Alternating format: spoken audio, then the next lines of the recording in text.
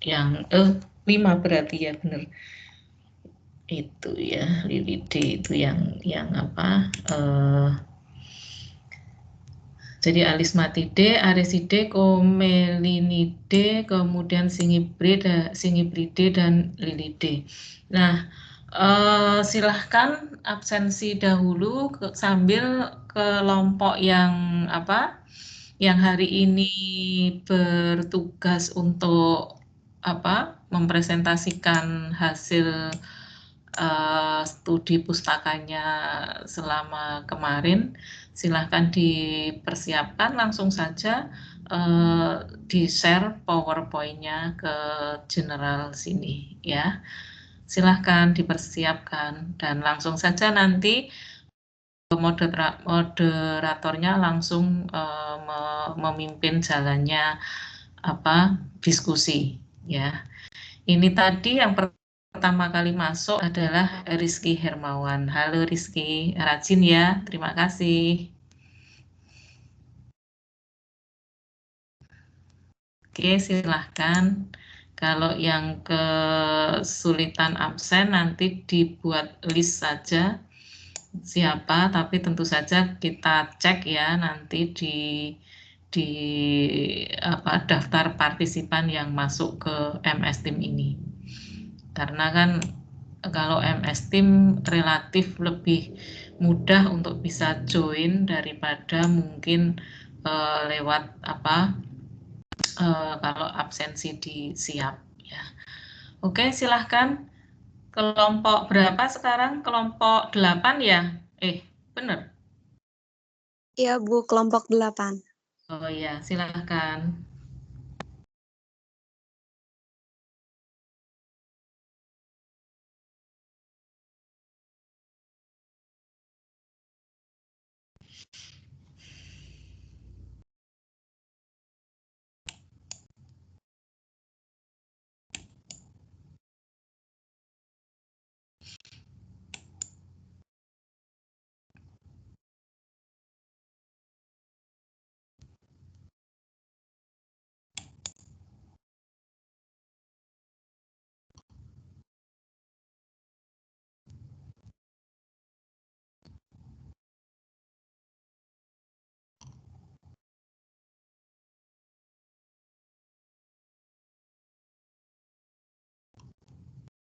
Teman-teman tunggu sebentar ya. Iya, nggak apa-apa. Oh ya, jadi untuk apa peserta kuliah biodiversitas tumbuhan ini nanti materinya untuk UAS itu dari Bu Utami dan dari Bu Lilih ya. Karena kan nanti ini berapa minggu lagi sudah 2 minggu lagi ya kalau nggak salah atau 3 minggu lagi kan ini materi terus nanti 2 materi lagi terus sudah UAS tanggal berapa kalau nggak salah 7 Desember pertengahan Desember itu sudah UAS ya. Nah untuk materi yang dari Bu Lilih itu bahannya adalah dari diskusi di setiap acara, setiap apa pokok bahasan. Jadi nanti bahannya ya ini diskusi, kemudian PPT-nya dari teman-teman kalian, kemudian juga dari Bu Lilih ya. Nah, untuk PPT dari Bu Lilih memang kadang mepet ya, uploadnya kadang lupa atau dan sebagainya. Itu silahkan diunduh setelah atau menjelang kita kuliah, silahkan unduh. Nah, dari Kulon itu kelihatan loh siapa saja yang sering mengunjungi Kulon dan siapa saja yang jarang sekali mengunjungi Kulon itu semuanya jelas kelihatan ya. Ini ada yang 2 hari yang lalu mengunjungi ada. Kemudian ada yang sudah 55 hari yang lalu tidak tidak mengunjungi Kulon. Jadi materi silahkan di-download di Kulon ya, dan masing-masing download sendiri-sendiri saja. Nggak usah di-share dari apa namanya mengunduh kemudian di-share. Jadi silahkan mengunduh masing-masing ke Kulon ya. Ini kelihatan ini ada yang 8 hari yang lalu sudah berkunjung, 2 hari yang lalu yang paling dekat, kemudian ada yang sudah 55 hari yang lalu. Itu apakah masih mengikuti atau tidak, ini nggak tahu. Jadi nanti kalau kalian buka mungkin juga kelihatan ya. Coba nanti saya lihatkan aktivitas kalian. Ada yang 1 hari yang lalu juga sudah mengunjungi Kulon ya. Oke. Sudah siap? Kalau sudah silahkan. Ayo, monggo. Ini sudah ada berapa? 1, 2, 3, 4, 5, 6, 7, 8, 9. 9 mahasiswa.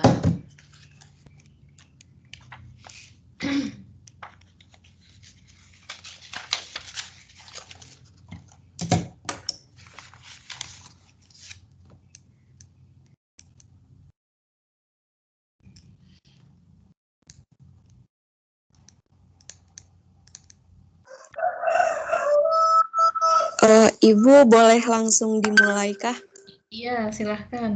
Langsung saja dimulai. Iya.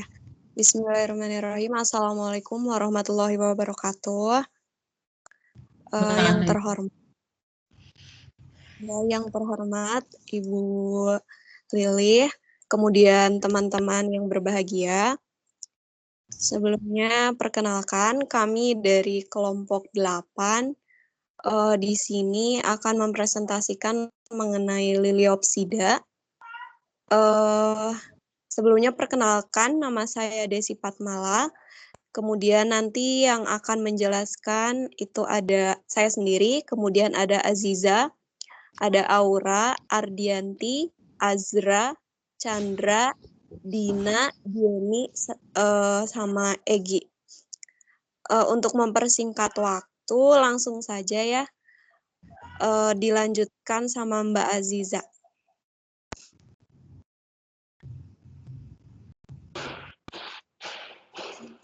Di next yang selanjutnya. Jadi Liliopsida itu adalah dianggap perkembangan filogenetik yang paling maju pada spermatopita. Ciri-ciri morfologi anggota kelas Liliopsida banyak yang menunjukkan terjadinya reduksi dan fusi ke arah yang lebih sederhana ketimbang dengan kelas yang lain.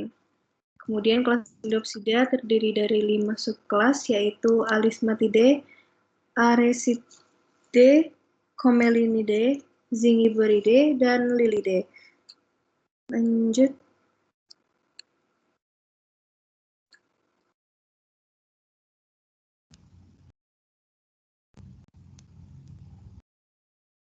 Kemudian berikut adalah pembagian dari kelas Liliopsida.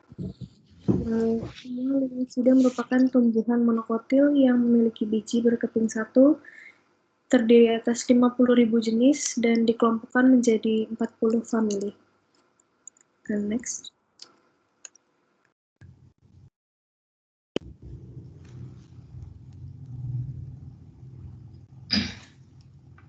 Ya, selanjutnya masuk ke subkelas familis Alismataceae, di mana habitusnya itu berupa herba akuatik atau tumbuh di daerah yang lembab. Berkas pembuluhnya itu kurang berkembang atau tidak mengandung lignin. Nah, pembuluhnya itu ada yang ditemukan di akar, ada juga yang tidak ditemukan ada juga yang tidak ada. Nah, daun umumnya itu tunggal, berseling atau kadang-kadang berhadapan dan berkarang gitu. Dengan pertulangan daun itu sejajar. Daun Alismataceae juga mempunyai pelepah. Bunga umumnya besar, menarik, tapi kadang-kadang ada juga yang kecil dan tidak menarik. Polinasinya itu dibantu oleh serangga, angin, atau air. bisa bersifat actinomorph, ada juga yang zygomorph. Itu tergantung jenis bunga, jenis tanamannya. Nah, letak ovariumnya itu superum atau menumpang. Bunganya itu majemuk dengan atau tanpa braktea. Perhiasan bunga itu trimer.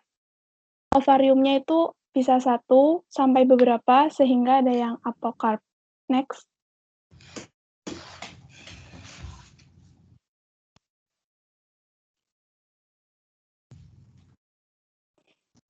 Nah, alis mataceae itu merupakan dari kingdom Plantae, subkingdomnya Trachyobionta, divisinya Magnoliophyta, kemudian Liliopsida, dan Alismatidae. Selanjutnya,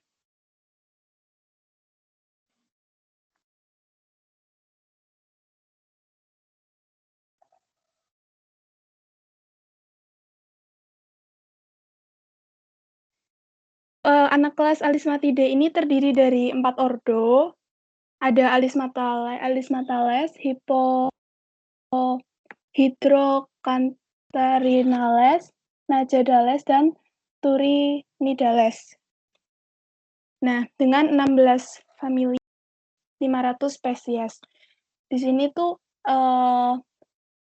famili yang akan kita bahas itu Alismataceae ya, teman-teman. Selanjutnya.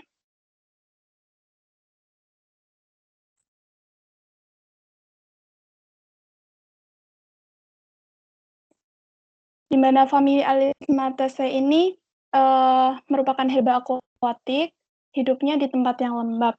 Bunganya itu biseksual atau memiliki organ perkembangbiakan jantan dan betina, sehingga dapat melakukan polinasi atau pembuahan sendiri. Seringkali tersusun berkarang. Kemudian perlekatannya itu karpel atau daun buahnya itu dengan 6 atau lebih dari banyak karpel yang tersusun lepas-lepas gitu ya. Dengan ovulumnya 1 atau beberapa, tergantung dari jenis individunya, yang nantinya akan menyusun pistilum. Contoh dari famili Alismataceae itu ada Alisma, Echinodorus, dan Sagittaria.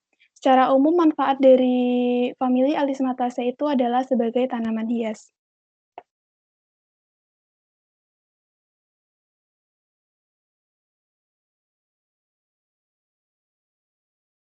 Selanjutnya akan dijelaskan oleh teman saya.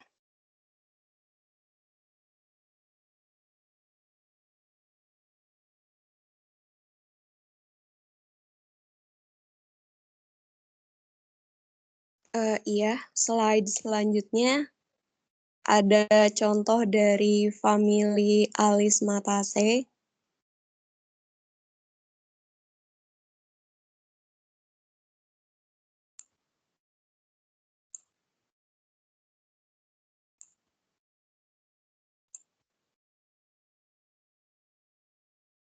Ya, yang pertama ini ada genjer atau Limnocharis flava.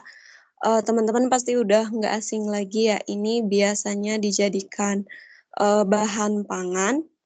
Dia itu biasanya ditemukan di persawahan ya. Akarnya serabut, terus batangnya itu maaf ya bukan bulat, batangnya itu segitiga berwarna hijau. Terus dia batang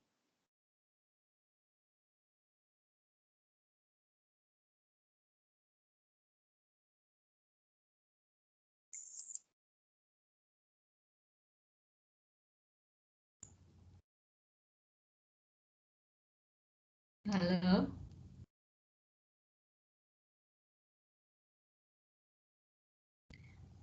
hilang ya suaranya. Halo? Iya Bu, maaf tadi sinyalnya. Oh iya, nggak apa-apa. Tak pikir punyanya Bu Lilih yang anu. Saya lanjutkan ya. Akarnya serabut, terus batangnya itu segitiga, berwarna hijau, terus berongga karena dia hidup di air ya, jadi batangnya berongga. Kemudian daunnya itu hijau, bulat bentuknya. Terus bunganya ini seperti yang terlihat kuning. Terus buahnya juga bulat. Nah, selanjutnya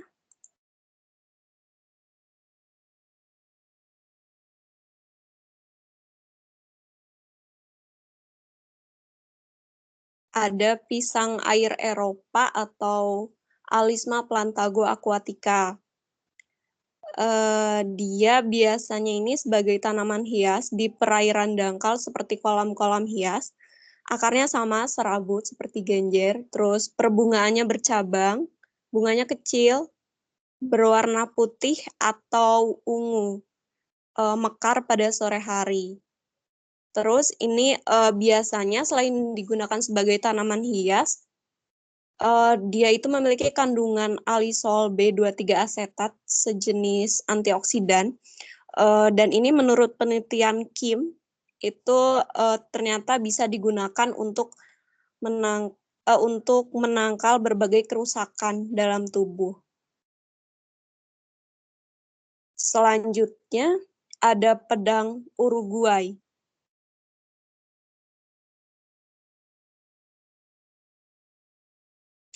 Atau Echinodorus uruguayensis.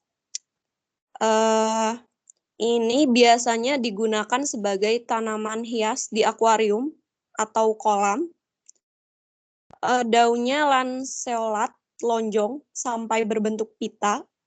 Kemudian sedikit transparan, fleksibel, tetapi daun yang terendam itu relatif kuat. Jadi biasanya kan kalau ditanam di kolam ada bagian yang tenggelam dan yang tidak gitu.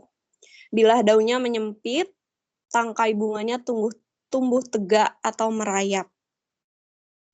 Bunganya relatif besar. Nah, ini manfaatnya tadi untuk tanaman hias akuarium atau kolam. Selanjutnya ada melati air.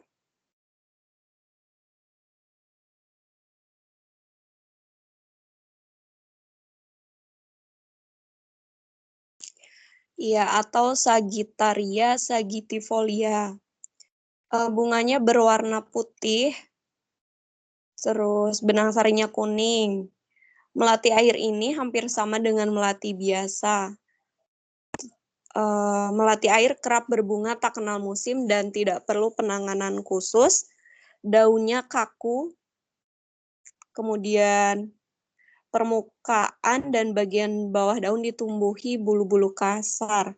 Melati air ini tidak tahan dengan sinar matahari yang berlebihan.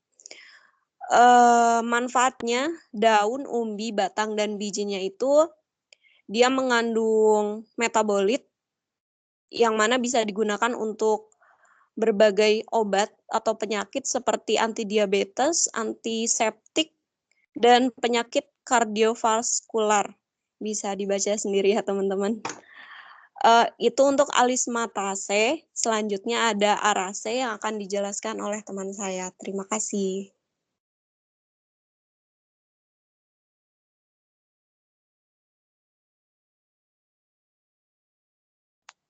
Selanjutnya adalah famili dari Araceae. Nah, famili dari Araceae ini tentunya sudah tidak asing lagi untuk kita amati karena famili dari Araceae ini biasanya tumbuh di pekarangan rumah atau biasa sengaja ditanam di pekarangan rumah baik untuk hiasan ataupun untuk diolah sebagai bahan makanan. Nah, Araceae atau suku talas-talasan. Slide selanjutnya.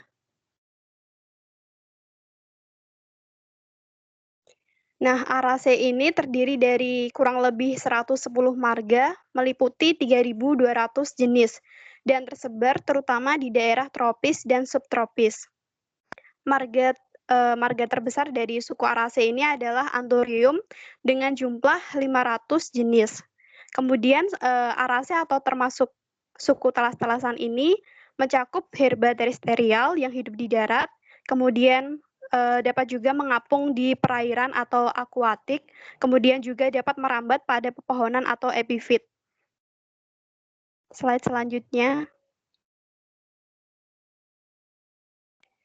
Secara umum, ciri-ciri dari Araceae ini tubuh atau perawakan merupakan tanaman herba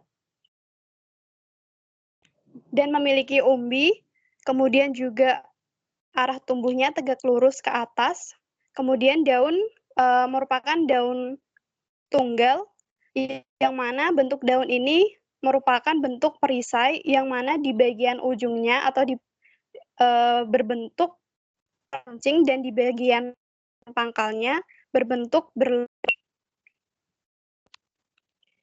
daun tersusun sebagai roset akar dan helaian daun berbentuk perisai tadi. Kemudian susunan tulang daun yaitu menyirip daging helaian daun seperti kertas. Kemudian untuk akarnya berupa akar serabut dan memiliki umbi. Perbungaannya dalam bentuk bonggol atau spadik yang dikelilingi oleh seludang atau spate yang besar dan terkadang juga berwarna. Teman-teman bisa dilihat ya, untuk di gambar samping tersebut adalah secara umum dari perawakan dari Araceae. Dan juga di situ terlihat ada bagian bunga secara umumnya yang bunganya berbentuk tongkol dengan dikelilingi oleh seludang atau spate.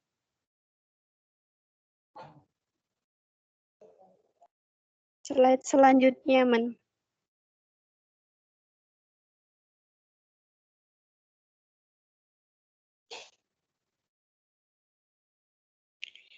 Nah, beberapa contoh dari tanaman Araceae ini, yang pertama ada Aglonema pitkam. Nah, ciri-ciri dari tanaman ini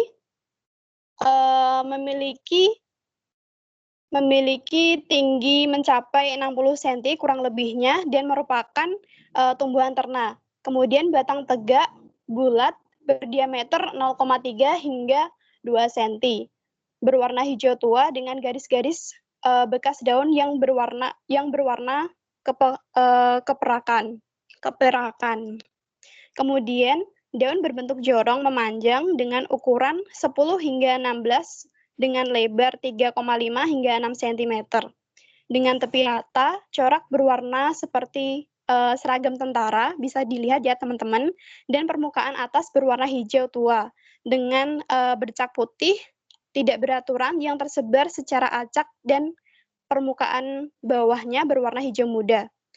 Perbungaannya sendiri terdiri atas dua bagian, yaitu ada tongkol dan seludang, di mana tongkol tegak lurus ke atas, lebih tinggi dari seludang, dan tersusun atas bunga jantan yang berwarna putih yang terletak di bagian atas tongkol, dan bunga betina berwarna kuning di bagian bawah. Kemudian untuk seludang berwarna putih pada bagian dalam dan berwarna hijau pada bagian luar. Buah berupa buah buni dengan panjang 1 hingga 2,5 cm dan berwarna merah, dan biji berbentuk jorong. Kemudian endemiknya yakni terdapat di Pulau Sumatera. Namun dapat juga ditemukan di tempat lain yang sudah dibudidayakan. Kegunaan dari tanaman ini umumnya digunakan sebagai tanaman hias. Slide selanjutnya, Men.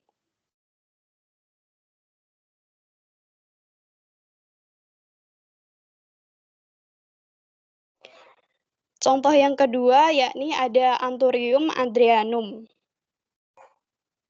Nah, ciri-ciri dari tanaman ini merupakan tumbuhan ternak dengan tinggi 1,2 meter. Daun berbentuk jantung, kemudian warna hijau gelap dan mengkilap. Kemudian panjang daun sekitar 23 cm.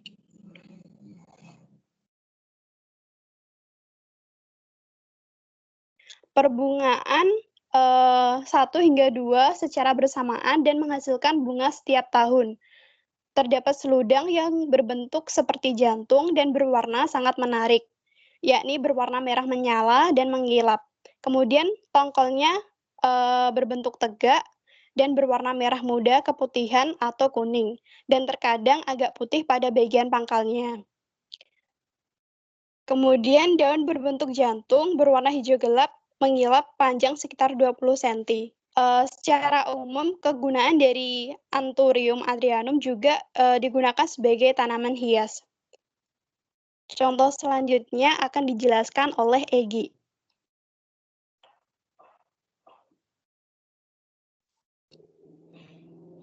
Baik, sebelumnya apakah suara saya terdengar? Terdengar, Gi. Oke, terima kasih.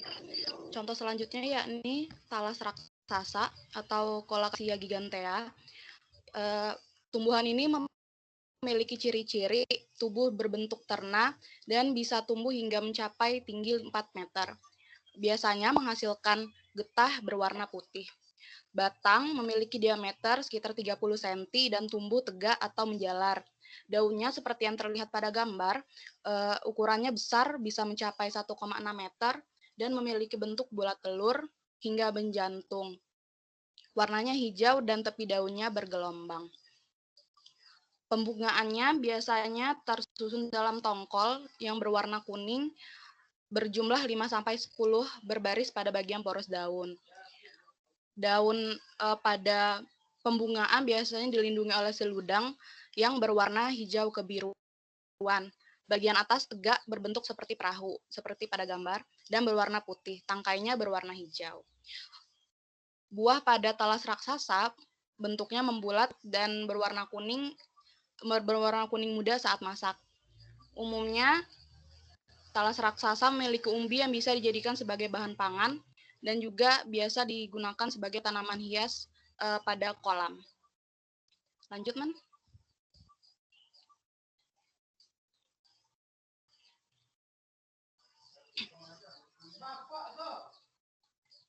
Ya, ini adalah pemanfaatan dari famili Araceae.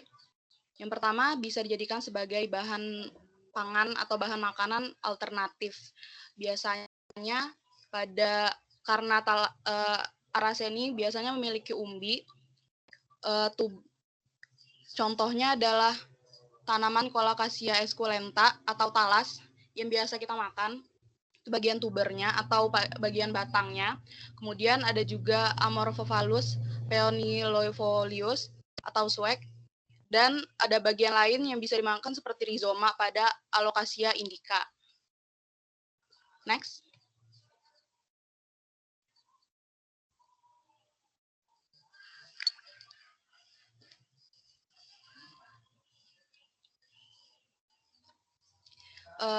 Manfaat yang kedua itu biasa dijadikan sebagai tanaman hias karena famili Araceae biasanya memiliki anggota dengan daun dan bunga yang indah. Contohnya itu adalah jenis-jenis dari keluarga Anthurium dan Alocasia.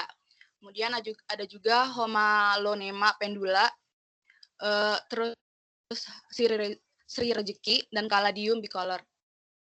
Yang ketiga itu bisa digunakan juga sebagai obat alternatif, bisa dijadikan sebagai obat antibakteri, antioksidan, dan anti kanker. Contohnya adalah tumbuhan keladi tikus.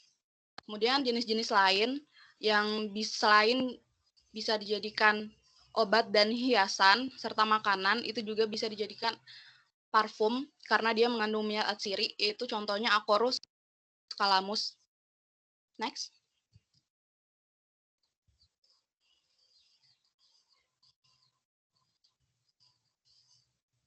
Ya, ini status konservasi dari famili Araceae. Spesies-spesies pada famili Araceae di dunia yang sudah masuk ke IUCN Red List itu ada sekitar 289 spesies. Data ini diambil pada tanggal 23 November 2016 dan saya menyadur dari jurnal Karya Asih dan kawan-kawan pada tahun 2018. Untuk di Indonesia sendiri, hanya ada 10 jenis spesies Araceae yang masuk ke list concern. Sedangkan untuk di CITES atau CITES itu tidak ada jenis Araceae di Indonesia yang masuk dalam list. Nah, hal ini bukan artinya spesies Araceae yang ada di Indonesia itu tidak ada yang terancam punah. Sebaliknya, hal ini dimungkinkan karena kurangnya data yang dimiliki, sehingga diduga beberapa spesies itu yang sudah rawan tidak tercatat atau tidak terdata. Nah, sedangkan menurut Munawaroh dan kawan-kawan pada tahun 2017 dalam buku koleksi Kebun Raya Liwa Lampung, LIPI Press, beberapa jenis dari famili Araceae ini sudah memiliki status konservasi yang tidak terancam punah, dan sebagian besar telah dibudidayakan oleh masyarakat sebagai tanaman hias. Next.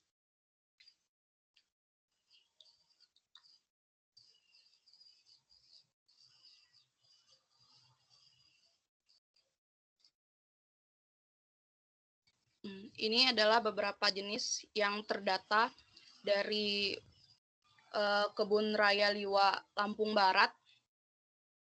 Ada sekitar 16 spesies dan rata-rata memiliki status yang tidak dilindungi karena jenisnya memang masih banyak tumbuh meliar di hutan.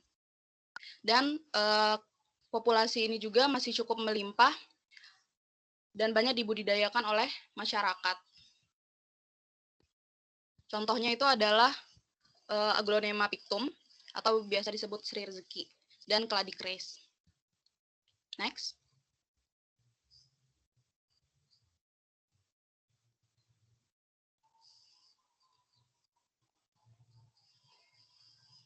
Boleh next lagi, Man?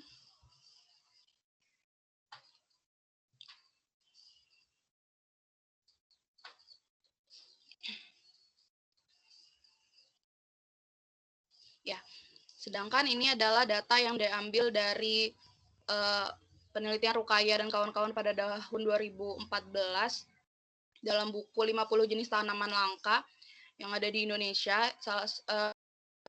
Ada 3 spesies yang terdata di dalam buku tersebut dari famili Araceae. Yang pertama ada Amorphophallus decussylvae. Spesies ini berstatus rawan dengan yang jenis ini termasuk endemik dan hanya dijumpai pada Jawa Barat dan Jawa Tengah. Diperkirakan jumlah individu dewasa kurang dari 10.000. Kemudian ada Amorphophallus gigas. Ini juga endemik dan statusnya sudah genting. Hanya endemik di Sumatera dan populasinya semakin menurun, serta individu dewasanya pada habitat yang asli sudah sangat sulit ditemukan. Kemudian yang terakhir itu ada Hamalomena belula, statusnya rawan, endemik juga dan hanya ditemukan di kawasan kaki Gunung Slamet, Jawa Tengah. Populasinya diperkirakan kurang dari 1.000 individu dewasa di alam. Next.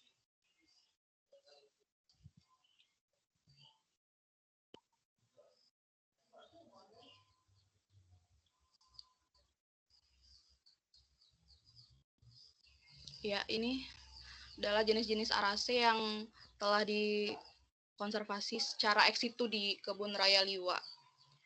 Ada 21 marga dengan kurang lebih 26 jenis dan cara hidup yang berbeda-beda, di antaranya adalah akuatik, terestrial dan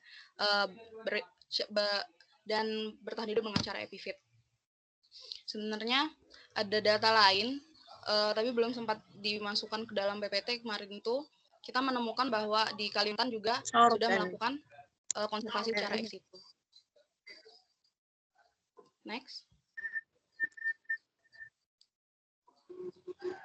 Baik, untuk famili Zingiberraceae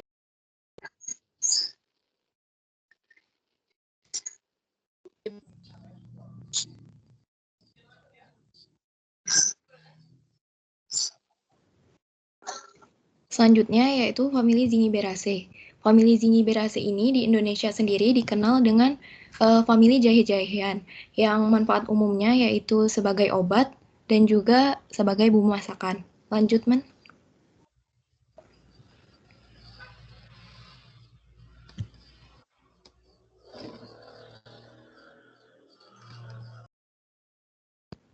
Berikut ialah klasifikasi Zingiberraceae menurut Nurainas dan Yunaidi pada tahun 2017.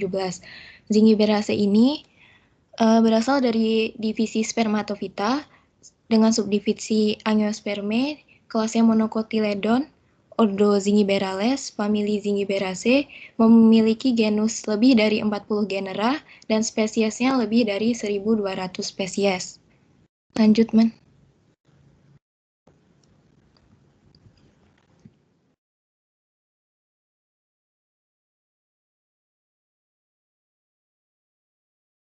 Famili Zingiberaceae ini secara umum dikenal dengan kelompok tumbuhan jahe-jahean. Nah, memiliki ciri yaitu memiliki dua subfamili yaitu Zingiberoideae dan Costoideae. Di mana famili Zingiberoideae sendiri dibagi menjadi tiga, yaitu Hedocae, Globe, dan Zingiberae. Perbedaan karakteristik Zingiberae yaitu memiliki minyak aromatik, kemudian ditandai dengan adanya lingula dan stamen. Zingiberaceae ini banyak tersebar di daerah tropis, terutama di Asia Tenggara. Dan Indonesia sendiri memiliki jumlah jenis terbesar dibandingkan negara Asia lainnya, di mana terdapat 24 marga dan 600 jenis. Lanjut, Man.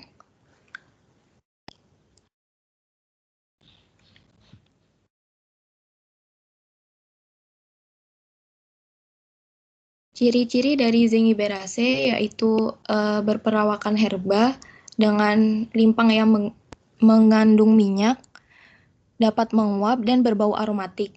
Batangnya berada di atas tanah dan seringkali hanya terlihat pendek, mendukung bunga saja. Daunnya tunggal, tersusun dalam 2 baris. Helaian daunnya biasanya lebar, dengan ibu tulang yang tebal, dan tulang-tulang cabang yang sejajar. Kemudian, arah daunnya biasanya serong, dengan tangkai daun yang pendek dan tidak terdapat upih terbuka ataupun tertutup. Bunganya terpisah, tersusun dalam bunga majemuk hingga berganda. Lanjut, Man.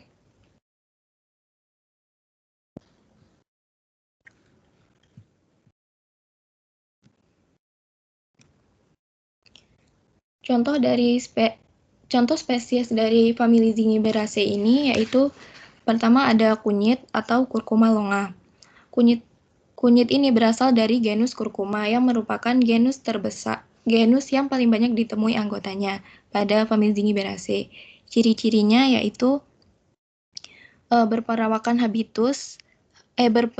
semak yang tingginya mencapai 70 cm, batangnya tegak, berbentuk bulat, dan membentuk rimpang. Daunnya tunggal, berbentuk lancet, memanjang, dengan helaian daun 3-8. Ujung dan pangkal daunnya runcing, tepiannya rata, panjangnya 20 hingga 40 cm. Pertulangan daunnya menyirip, berwarna hijau pucat. Bunganya majemuk, berbentuk sisik, memiliki tangkai panjang dengan ukuran 16-40 cm, bagian mahkota panjang kurang lebih 3 cm dengan lebar kurang lebih 1,5 cm.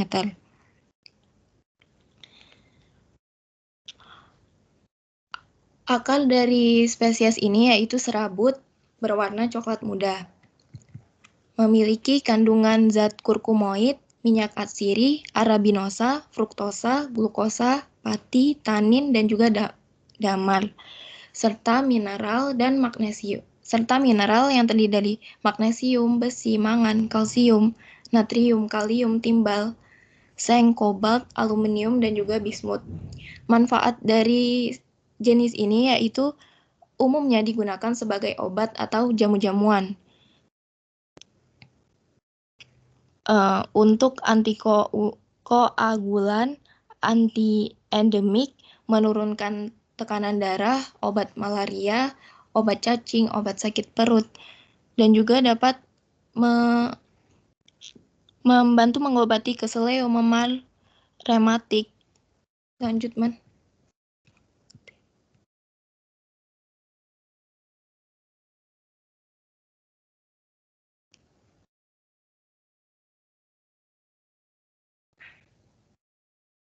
Selanjutnya akan dijelaskan oleh teman saya, Dini.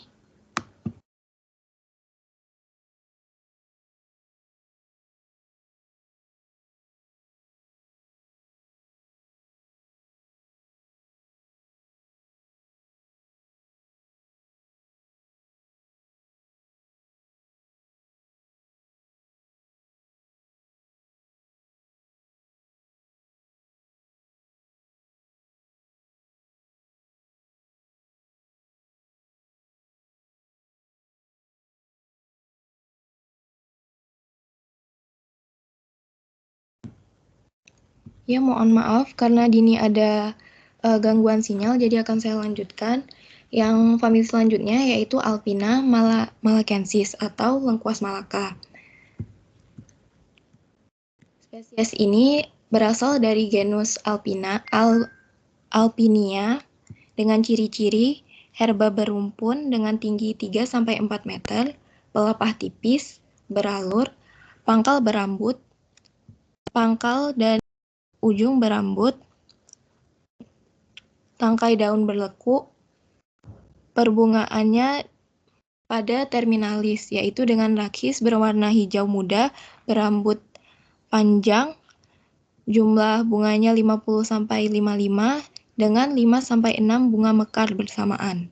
Kelopak bunganya menyatu pada pangkal, berlobus 3, panjangnya 2-2,5 cm, berambut pada bagian pangkal, dan juga sisi lobus berwarna putih. Habitatnya umumnya ditemui di sungai atau hutan rawa.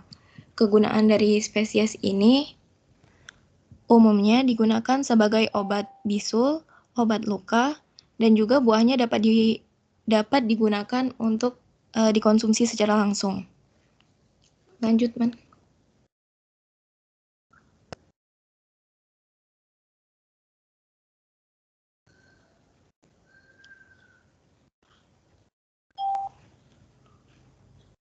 Selanjutnya langsung aja ya. Maaf tadi ada kendala sinyal.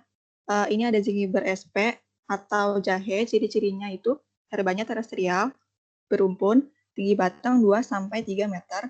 Terus rizomanya berada di permukaan tanah, aromatis, berwarna putih krem. Pelepahnya tipis, beralur, berwarna hijau kemerahan. Lembaran daunnya lonjong. Terus perbungaan dari jahe ini tuh muncul dari rizom. Tegak di atas permukaan tanah, jumlah bunga per inflorescen 40-50 dengan 2-4 bunga mekar bersamaan. Habitatnya terletak di pinggir sungai, terutama di hutan perbukitan atas. Kegunaan dari jahe ini sebagai jamu untuk melancarkan nifas. Next.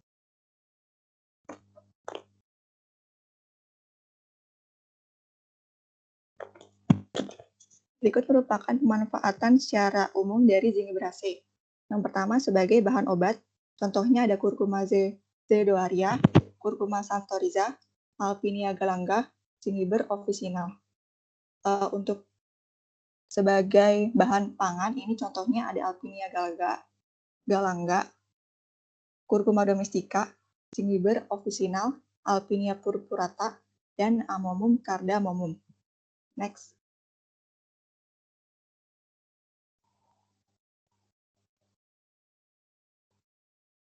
Ini ada juga contoh lain dari zingiberase. Yang pertama ada Alpinia copigera sebagai obat penyakit panu dan kurap. Yang kedua ada Alpinia purpurata sebagai penyembuh asam urat. Yang ketiga ada Curcuma domestica sebagai obat campak. Yang keempat ada Zingiber officinal sebagai penghangat tubuh, mengobati demam dan bisul. Yang kelima ada Zingiber purpurum untuk kehamilan dan persalinan. Yang keenam ada Zingiber americanus sebagai penambah stamina dan nafsu makan. Yang ketujuh ada Eltingera elatior sebagai pembersih darah kotor pasca melahirkan dan melancarkan ASI. Yang kedelapan ada Curcuma santoriza untuk melancarkan BAB dan mengobati penyakit ginjal. Dan yang terakhir ada Curcuma domestica sebagai bahan bumbu masak. Next.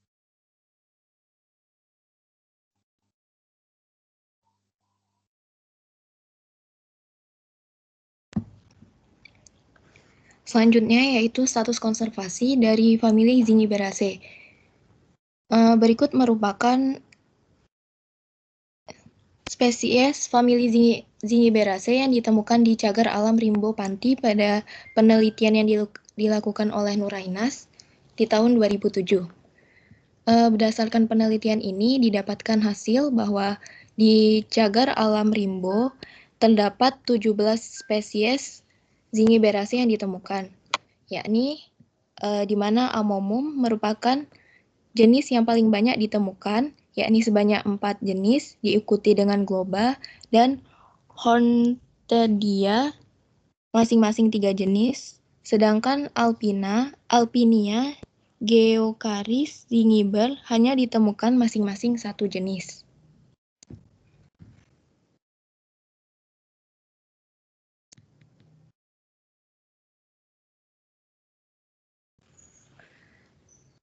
Lanjut, Men.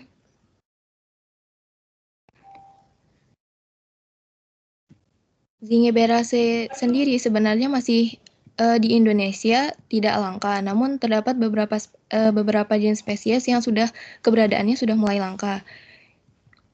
Seperti yang dinyatakan pada penelitian Lugaya pada tahun 2007, terdapat 2 spesies langka di Indonesia, yaitu Curcuma sumatrana yang persebarannya sangat sempit, endemik di Sumatera Barat,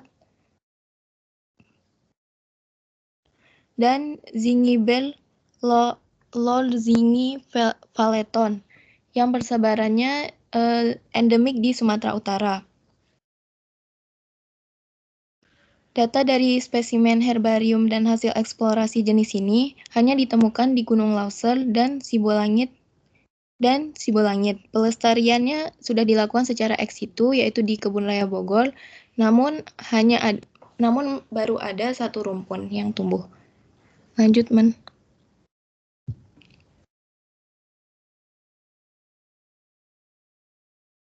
Selanjutnya adalah pertimbangan taksonomi dari Zingiberaceae. Yang pertama merupakan herba perennial.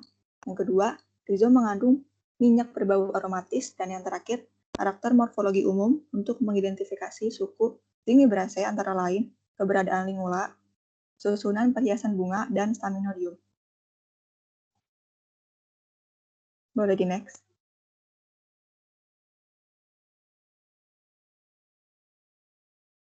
Selanjutnya yaitu famili Canaceae. Next.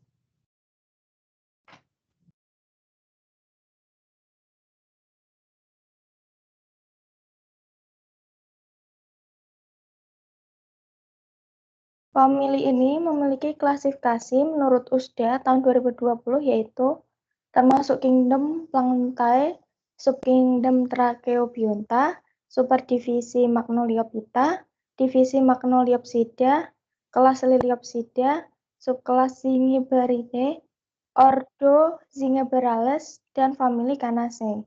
Next.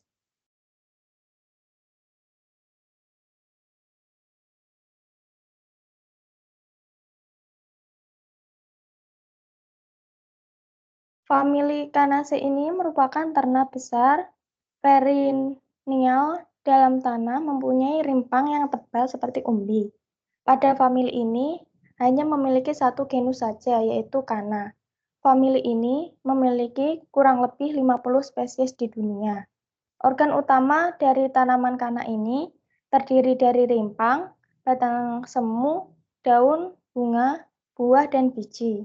Batangnya ini mengandung air dan terbentuk dari pelepah daun yang saling menutupi satu sama lain, sehingga disebut batang palsu. Ciri-ciri dari famili ini yaitu tanaman herba tegak menaun atau perennial, batang simpodial dan tidak berambut, batangnya mengandung air dan terbentuk dari pelepah daun yang saling menutupi satu sama lain sehingga disebut batang palsu, memiliki rimpang atau rizom yang cukup tebal dan tumbuh mendatar di bawah permukaan tanah. Daun tanaman berukuran cukup lebar dan terlihat menyerupai daun pisang.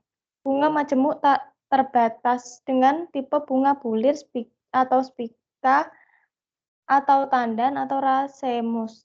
Bunga banci, zygomorph atau lebih sering asimetrik, besar dengan warna cerah dan menarik. tersusun dalam rangkaian berbentuk tandan atau malai. Next.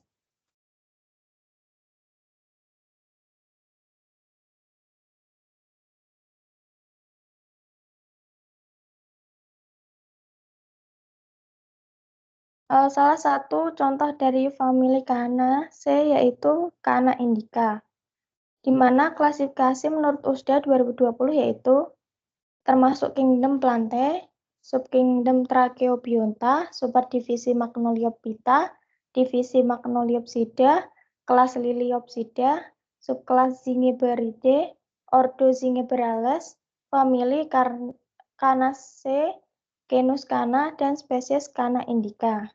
Next.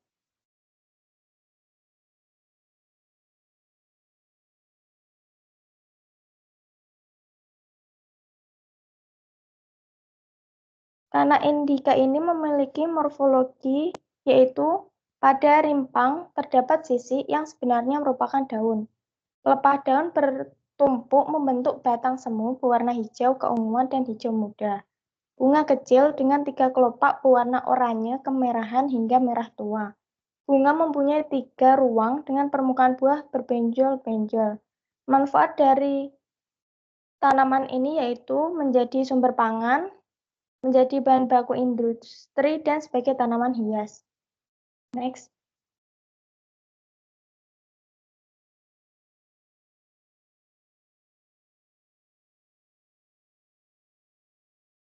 Contoh yang kedua yaitu Cana generalis.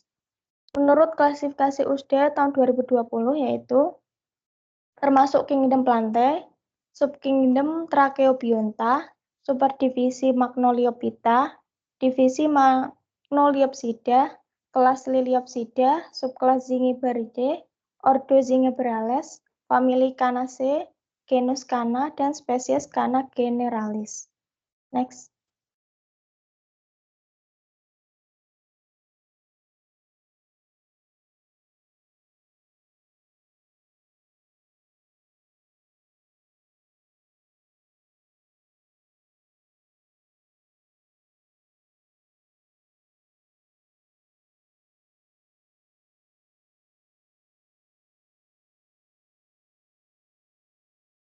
Selanjutnya, ciri morfologi dari Cana generalis.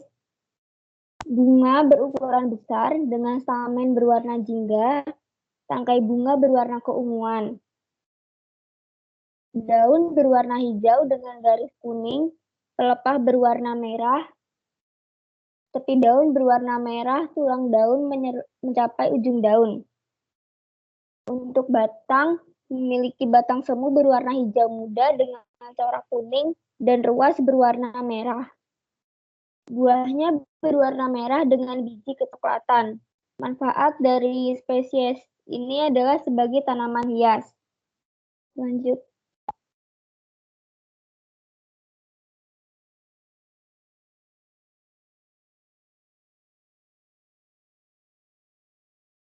Selanjutnya adalah Cana glauca.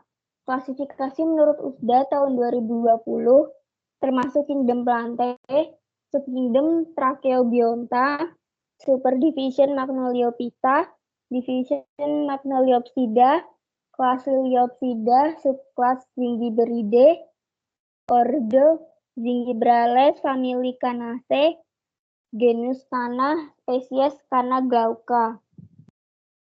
Lanjut.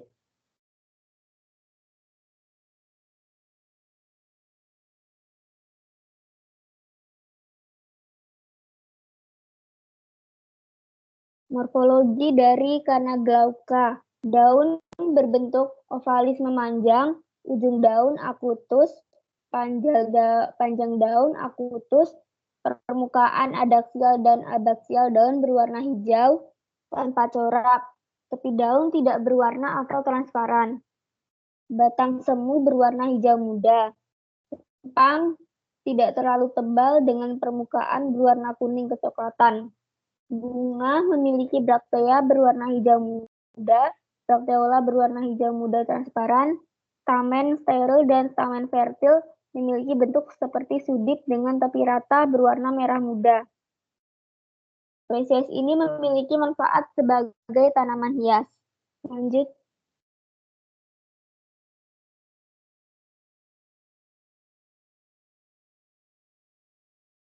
Untuk pemanfaatan dari famili Canaceae, salah satunya sebagai tanaman hias, antara lain Canna coquina, Canna indica, Canna humilis, Canna limbata, Canna lutea, Canna glauca, Canna discolor, Canna orientalis, Roscoe, Canna hybrida, Canna iridiflora, Canna nepalensis, dan Canna warsewiski.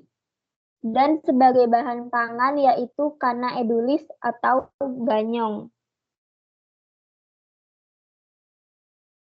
Lanjut.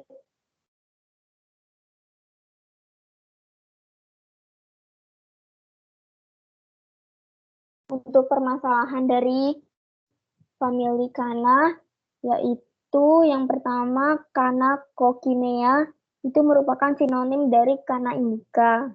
Lalu ada Canna edulis, atau disebut juga ganyong, atau arrowroot.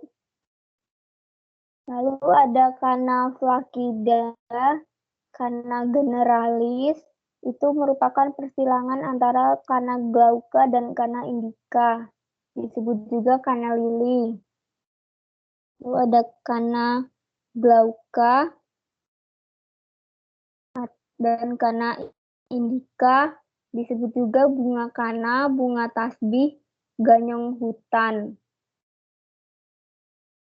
Lalu ada Canna jageriana, Canna lamberti, Canna lutea, Canna orchioides, sinonim dari Canna generalis, Canna pertusa, Canna silvestris, Roscoe. Lanjut.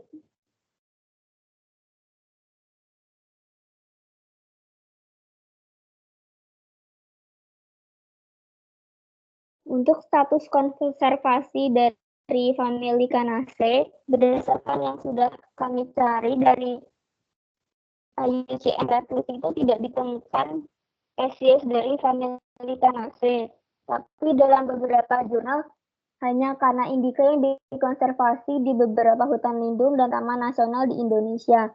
Contohnya di Kebun Raya Bogor, seperti yang sudah ditandai.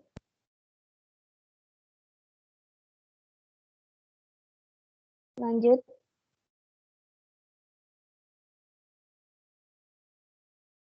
Ini adalah beberapa daftar pustaka yang sudah kami pakai untuk membuat PowerPoint ini.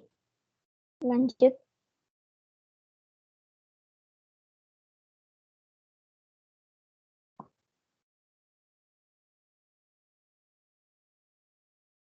Lanjut.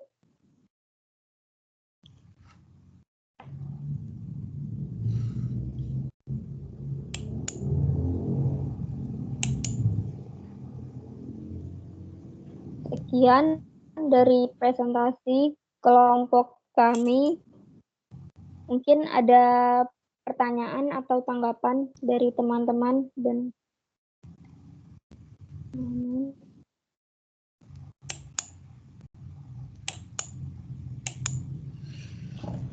maaf dulu, sebelumnya ini dilanjut diskusi apa mau di materi dari Ibu ya? Diskusi nggak apa-apa, wong materinya hampir sama. Nanti ditambah-tambah sedikit. Diskusi nggak apa-apa, beberapa pertanyaan silahkan. Paling nanti Bu Lili nambahi hanya beberapa saja di depan. Ya, sudah lengkap banget, terima kasih. Silahkan dipimpin aja moderatornya untuk memimpin jalannya diskusi.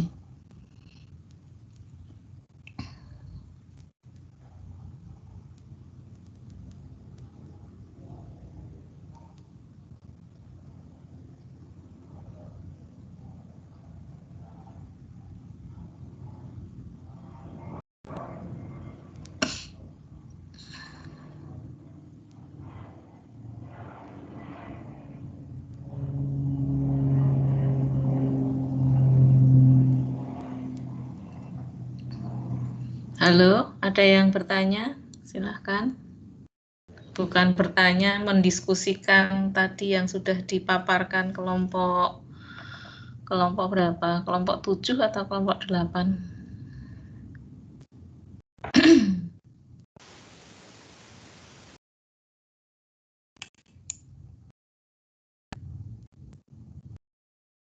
Ini ada yang bertanya, Mbak Desi tadi kan yang moderatornya Mbak Desi. Ini ada yang raise hand, Rizky Widya Nur Khalifah, silahkan.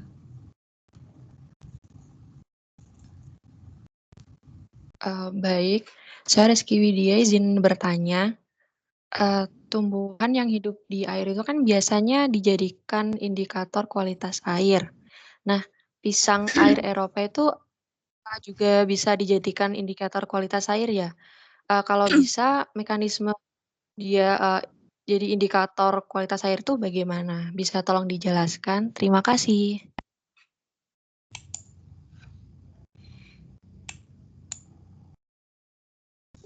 Baik, terima kasih Kiki atas pertanyaannya.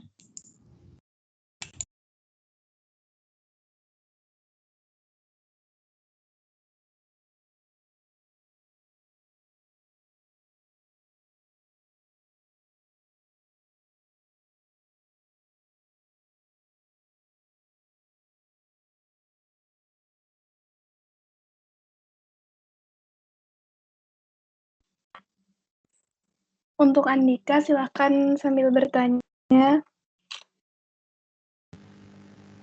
Ya, perkenalkan saya Ahmad Andika Ramadan, izin bertanya. Kan tadi kan ada yang bagian zingi ber, lower zingi, kalau nggak salah, kan termasuk terancam ya kalau nggak salah, dan ditanam di Kebun Raya Bogor, tetapi hanya tumbuh satu rimpang saja kalau tidak salah tadi. Nah, kan kelompok zingiber seperti misalnya nih, kunyit kan tergolong mudah ditanam ya. Apakah pada zingiber lower zingi tersebut memiliki syarat tumbuh khusus sehingga sangat sulit ditanam? Terima kasih.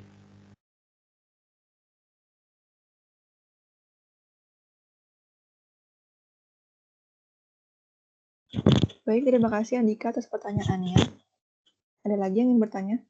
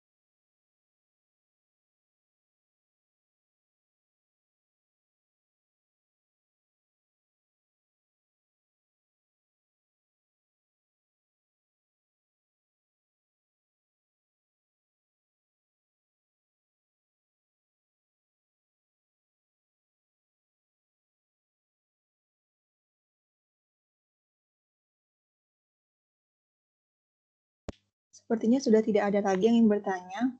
Kalau begitu, izinkan kami untuk berdiskusi ya teman-teman.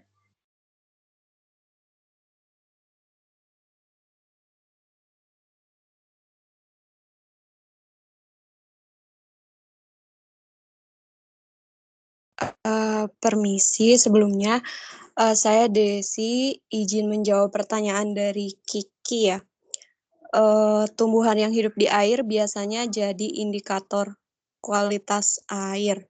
Pisang air Eropa apakah bisa dijadikan indikator kualitas air dan mekanismenya seperti apa?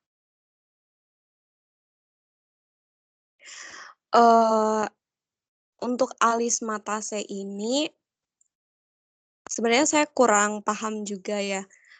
Jadi Alismatase ini dia bisa digunakan sebagai indikator kualitas air.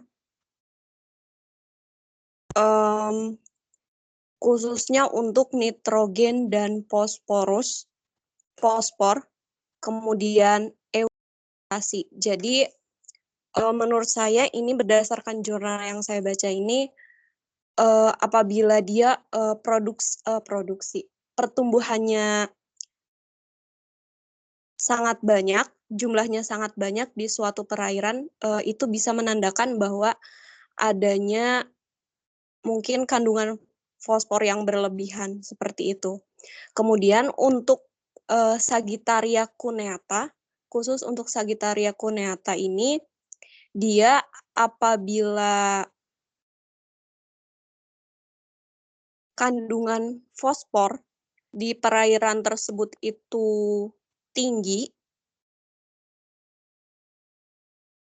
nah maka akan terjadi perubahan pada ukuran si tanaman tersebut, di mana dia akan lebih besar ukurannya. Untuk pisang air Eropa, spesifiknya, maaf saya belum bisa menjawab, nanti mungkin akan dicari lagi oleh kelompok kami. Nggak apa-apa ya, Kiki? Nggak apa-apa. Iya, tapi memang Ya. alismatas ini dia bisa jadi indikator nitrogen dan fosfor di lingkungan perairan. Khususnya bisa untuk eutrofikasi seperti itu semacamnya. Terima kasih. Baik, Desi, terima Kiki, kasih atas jawabannya. Kiki izin Ya. menambahkan boleh? Ya, boleh. Berdasarkan jurnal yang saya temukan itu, bioindikator itu dapat dibagi menjadi dua, yaitu ada bioindikator aktif sama bioindikator pasif. Nah, bioindikator pasif ini itu merupakan suatu spesies organisme penghuni asli di suatu habitat yang mampu menunjukkan adanya perubahan yang dapat diukur. Misalnya terjadi kematian atau perubahan morfologi pada lingkungan yang berubah. Nah, sedangkan bioindikator aktif itu adalah spesies organisme yang memiliki sensitivitas tinggi terhadap polutan, yang mana organisme ini umumnya diintroduksikan ke dalam suatu habitat untuk mengetahui dan memberi peringatan dini terjadinya polusi. Nah, berdasarkan penjelasan itu, menurut kami, kalau pisang air Eropa ini termasuk ke bioindikator pasif, di mana itu kan lingkungan perairan tersebut itu dijadikan sebagai habitat dari pisang air itu kan. Nah, apabila terjadi gangguan lingkungan, itu bisa dijadikan sebagai bioindikator, kayak gitu. Kurang lebihnya gitu sih, Ki. Soalnya terkait pisang air Eropa ini referensinya sangat sedikit. Kira-kira bisa diterima atau belum? Iya, bisa kok. Terima kasih Dina atas jawabannya. Terima kasih juga atas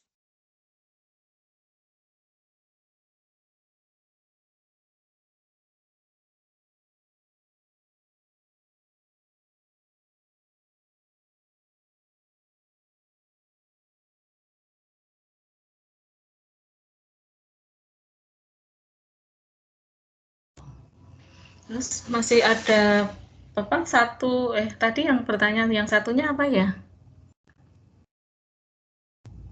Pertanyaan satunya yang oleh siapa tadi? Lupa Bu Lili. Ada lagi pertanyaan? Iya, masih ada Ibu. Tadi Satu. samaan.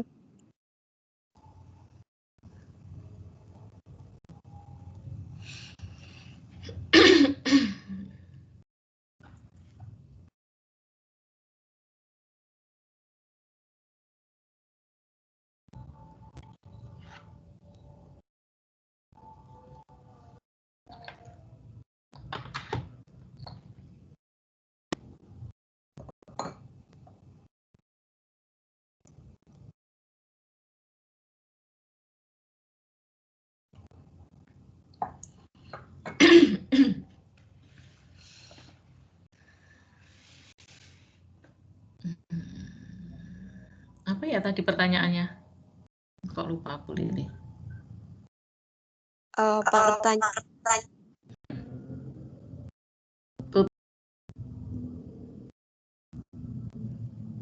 kelompok yang lain? Saya jawab ya Bu. Untuk Iya. pertanyaannya, Zingiber lorzingi itu ditumbuhkan di KR Bogor. namun hanya dapat tumbuh satu rumpun saja. Padahal banyak tumbuhan famili Zingiberaceae yang mudah tumbuh. Apakah ada syarat khusus untuk menumbuhkan spesies ini sehingga sulit untuk berkembang? Seperti itu. Ya.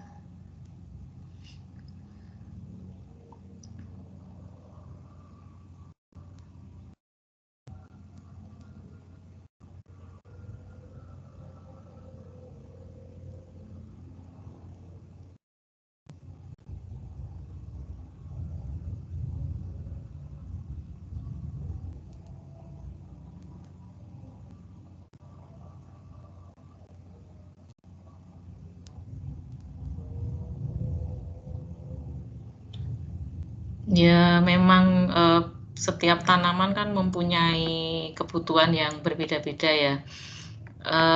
Mungkin tadi yang Singiber yang dari Sumatera tadi kan memang endemis yang ada di sana. Jadi biasanya juga memerlukan beberapa persyaratan khusus untuk tumbuh gitu loh. Sehingga mungkin ketika ditanam di Kebun Raya Bogor itu membutuhkan perlakuan yang berbeda dengan anggota Zingiberaceae lainnya. Memang pada umumnya anggota Zingiberaceae itu mempunyai kemampuan tumbuh yang mudah karena dia kan mempunyai rimpang yang dari rimpang itu maka akan tumbuh tunasnya. Nah, seperti beberapa Zingiberaceae yang lain diantaranya Curcuma Curcuma soloensis atau itu juga sudah semakin langka itu.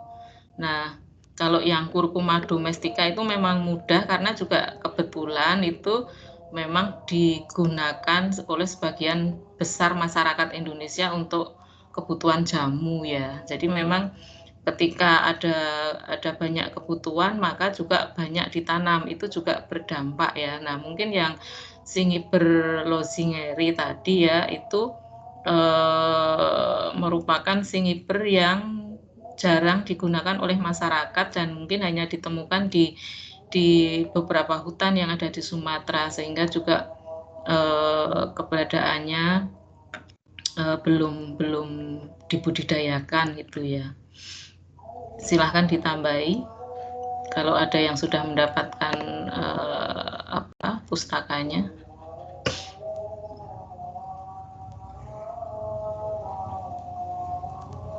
Silahkan. Kemudian juga yang Alismataceae tadi memang sebagian besar famili Alismataceae itu selain untuk tanaman hias itu bisa digunakan sebagai petunjuk kualitas perairan ya atau bioindikator. Di samping sebagai bioindikator, famili dari Alismataceae itu juga bisa digunakan sebagai bioakumulator ya. Untuk logam berat Pb dan Cu itu pemecahannya bisa dibantu dengan tumbuhan-tumbuhan yang berasal dari famili Alismataceae. Karena sebagian besar anggota dari Alismataceae itu mempunyai kemampuan untuk menyerap lebih besar, jadi unsur-unsur seperti logam berat tersebut, jadi bisa digunakan sebagai bioakumulator. Nah, banyak penelitian yang telah dilakukan diantaranya dengan menggunakan melati air, itu juga bisa digunakan untuk sebagai bioakumulator dan bisa mungkin secara besar nanti bisa digunakan untuk mengatasi pencemaran yang ada di perairan. Makanya ketika kita memakan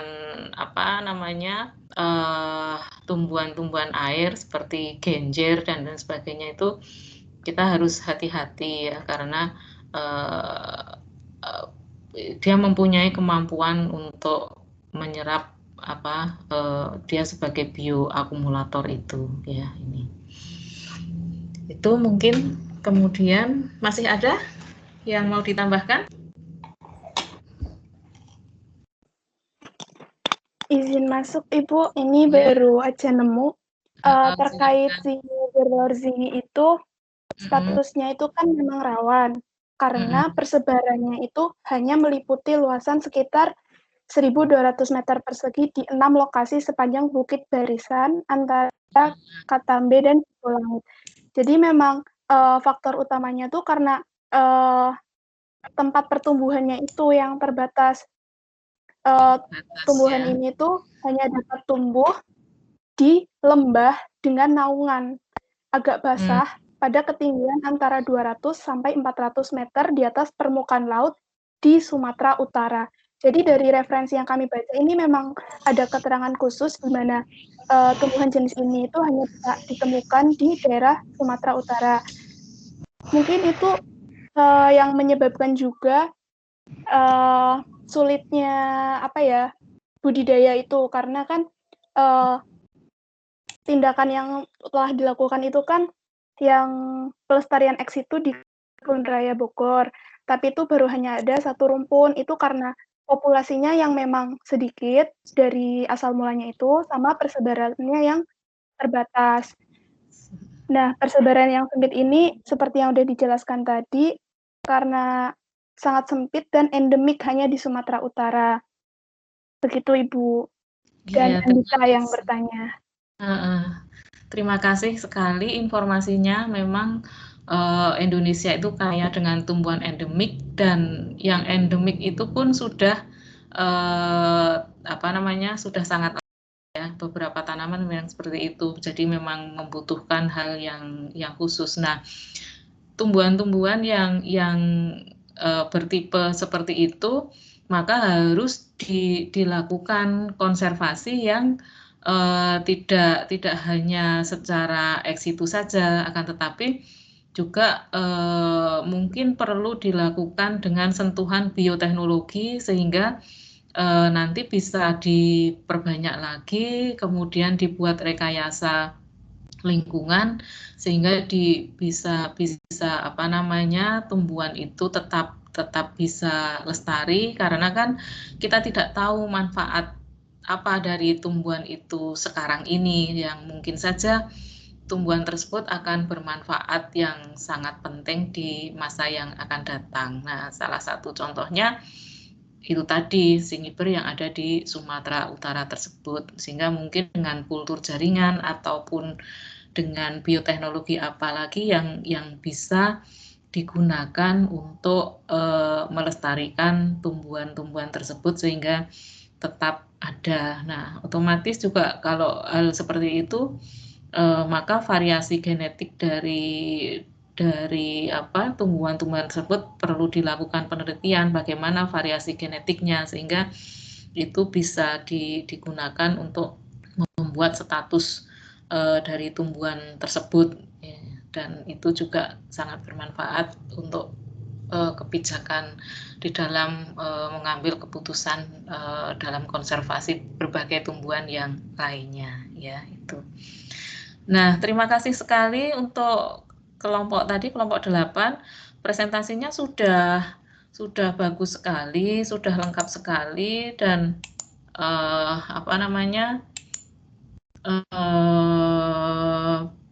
Bu Lilih dalam kesempatan ini tidak begitu banyak karena sudah dibahas lengkap. Jadi hanya ini, silahkan materi ini mungkin agak berbeda. Jadi Bu Lilih mengurutkan berdasarkan tadi pembagian itu kelompok yang ada di Liliopsida, yang paling tinggi kan Lili D, jadi nanti yang belakangan. Nah, untuk kuliah hari ini silahkan kalian bisa download saja, sudah jelas di situ di Kulon. Kemudian nanti saya ringkas saja Liliopsida di pertemuan berikutnya, ya. Jadi secara garis besar saja Liliopsida yang ada di Indonesia dan di dunia, nanti malah saya ringkas saja di pertemuan yang akan datang, ya. Jadi ini hanya sekilas saja, mengingat kembali karakter dari monokotil atau subkelas Liliopsida ya ini. Jadi kenapa di Liliopsida ini banyak sekali permasalahan taksonomisnya, tidak hanya sekedar keanekaragamannya yang memang lumayan, tetapi juga ada berbagai permasalahan di dalam taksonomis maupun evolusi yang ada di Liliopsida ini. Nah, nanti Bu Lilih ringkas saja di pertemuan yang akan datang ya. Mungkin itu ya yang bisa Bu Lilih sampaikan. Jadi di pertemuan yang akan datang langsung aja diresum mengenai Liliopsida ya. Ada yang akan disampaikan lagi? Ini sudah Bu Lilih absenkan semua yang tidak bisa hadir, jadi terima kasih hari ini hadir semua ya. Oke. Ada pertanyaan lagi ataupun yang akan didiskusikan? Ini waktunya sudah habis ya, nanti kalian praktikumnya mungkin melihat ini masih ada 1 jam, jadi kalian bisa, kalau tadi pagi jalan-jalan, bisa melihat tumbuhan yang ada di sekitar rumah dan di sekitar, mungkin kalian tinggal di kompleks perumahan, bisa di sekitar situ atau bisa ke ujung jalan dan lain sebagainya ya.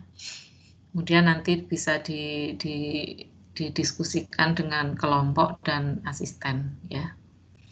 Ada pertanyaan, Mbak, Mas?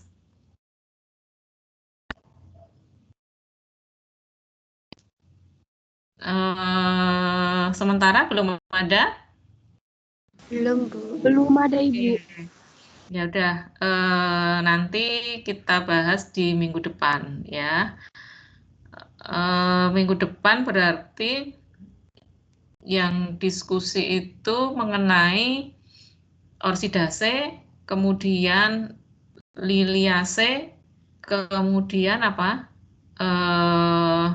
Gramineae, terus sudah jadwalnya. Ingat nggak? Sama Ibu. Apa? Iridaceae. Oh iya, Iridaceae. Ya.